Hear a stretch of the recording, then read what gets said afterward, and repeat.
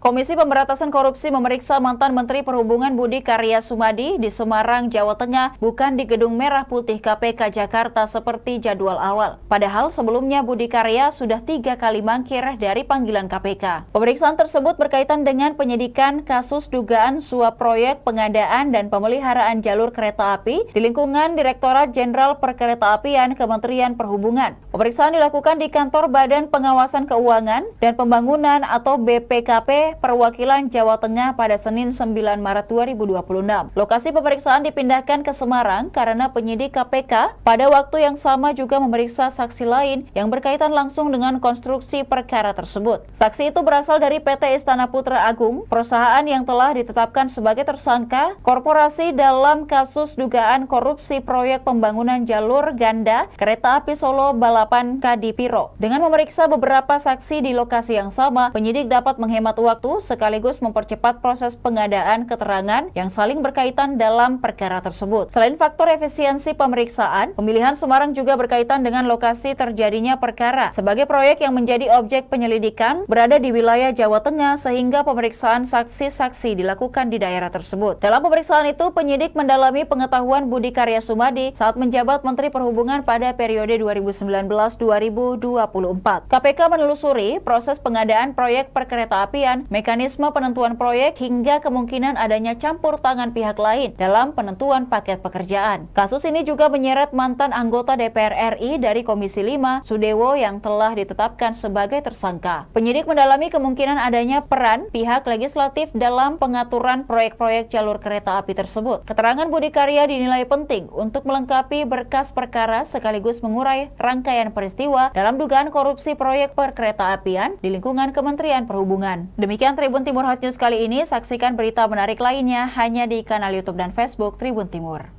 Download Tribun X sekarang, menghadirkan lokal menjadi Indonesia.